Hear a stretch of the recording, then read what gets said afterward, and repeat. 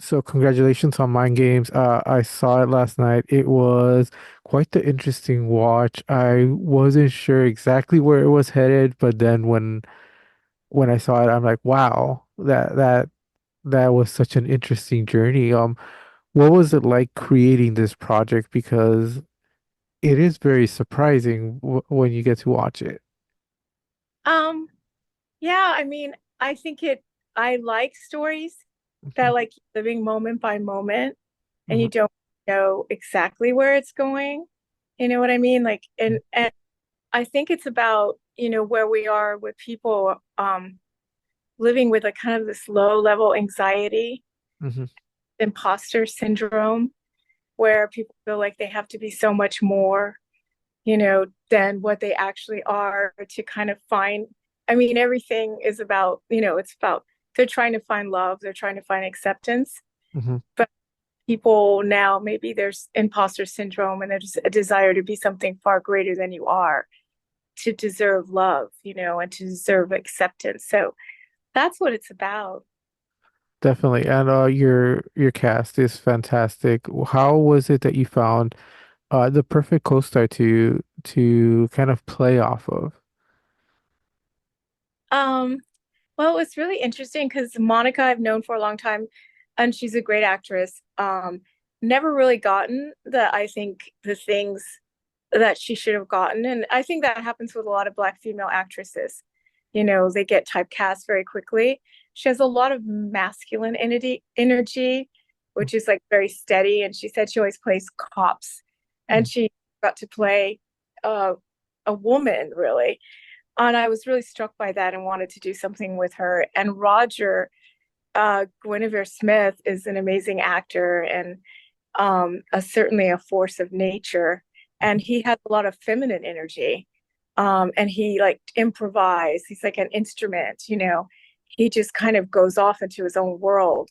So the idea was to put this woman with this masculine energy that's kind of steady and this man who's like unsteady and just see what kind of things happen, what kind of sparks fly.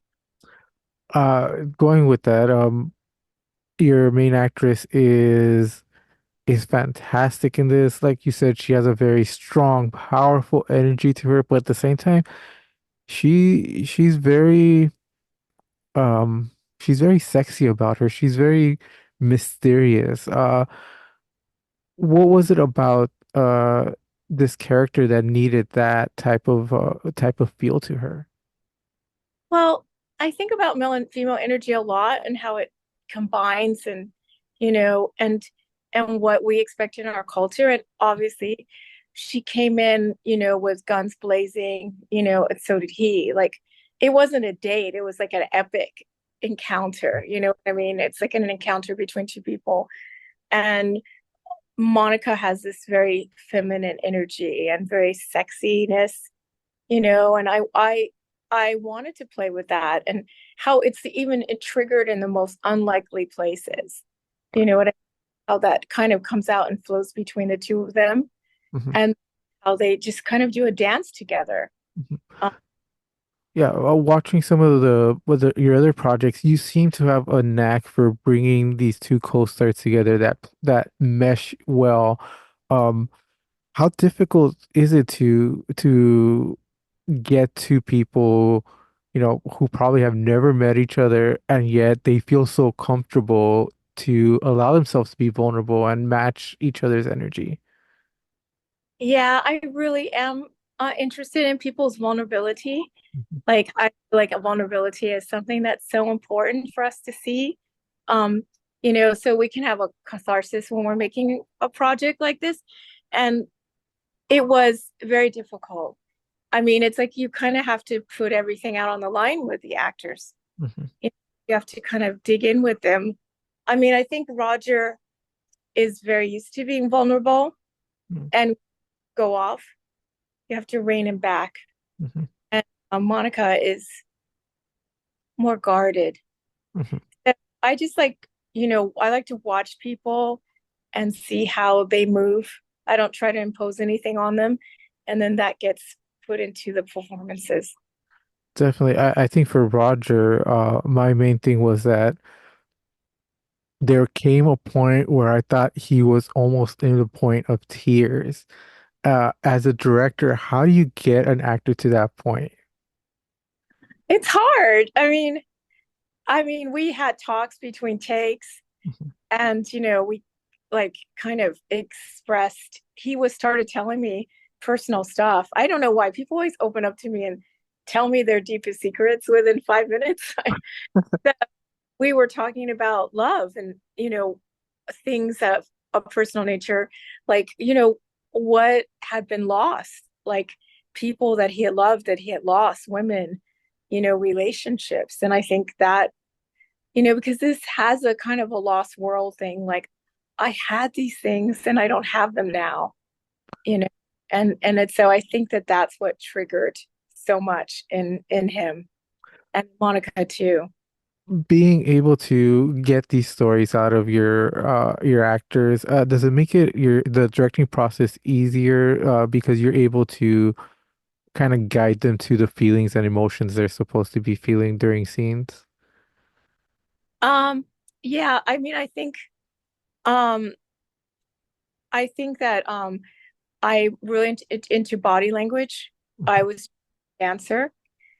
So my first, work with actors is to find the physicality of the character, like how they hold themselves. I think that's a series of triggers that releases. And then the words, can be very poetic. I mean, the pauses, the way you breathe.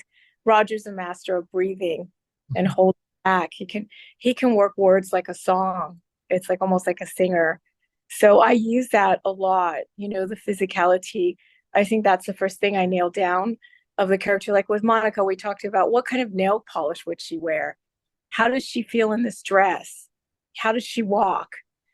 All these little physical things. And then slowly the actor starts feeling the character. And that's the best way in, the most organic way in. I really enjoyed the pacing to this because you have this ability to create a power dynamic just by the way your characters are standing. Whether Monique is standing throughout most of the film while Roger is sitting down.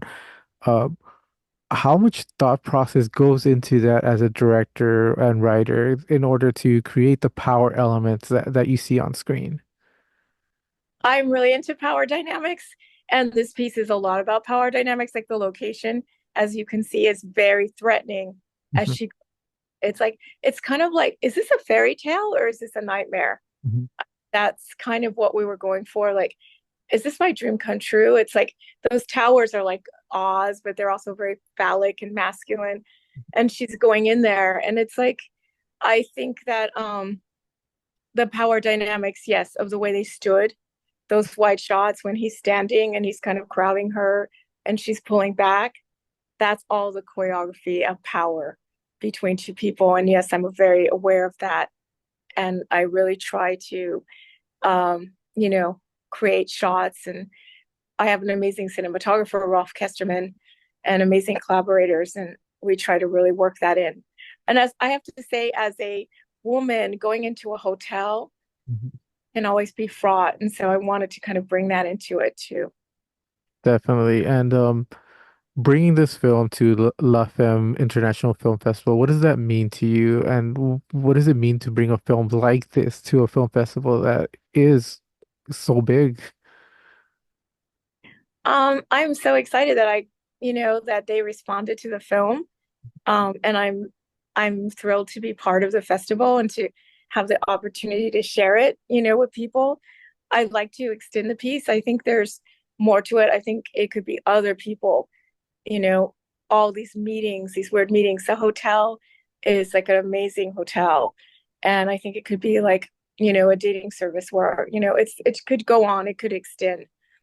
And so this was a way to kind of work some of my feelings about relationships and love and being feminine and this low level anxiety we've been feeling since COVID as a woman. Like, how does a woman dress? How does a woman stand? How does a woman conduct herself? And I think the Femme is a perfect festival for this kind of project.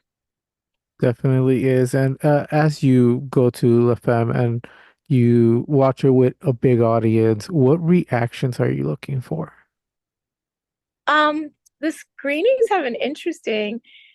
People have been like, which is what I want. It's like they're kind of on, they're like, oh, what? The opening with the guard, it's kind of scary for people, it's like, oh no, something's gonna happen.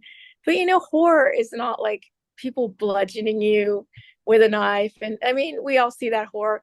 I'm going for like the subtle kind of emotional pinpricks that we feel every day. And so it's like a bit of a horror romance, but in a very subtle way. I like to leave space for people to feel whatever I trigger in them. And people have been triggered. They've really triggered. They said, well, what happens to them? Mhm.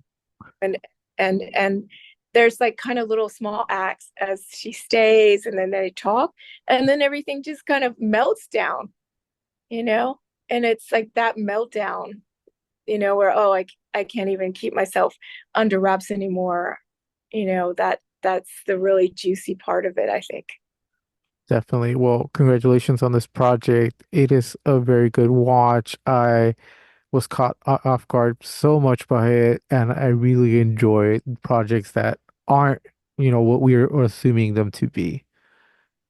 So I know pushes you to do genre, and it's been a hard slog for me with that, but I really want to continue in this kind of subtle mixture of different things and more moment by moment, as opposed to I'm coming out and you're going to know exactly what these beats are. I don't feel my life is like that. It's very unpredictable, and I think most life people live very unpredictable lives, and I kind of want to drill into that in my work.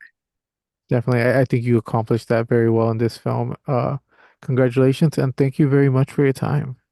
Thank you. A wonderful interview. I really enjoyed it.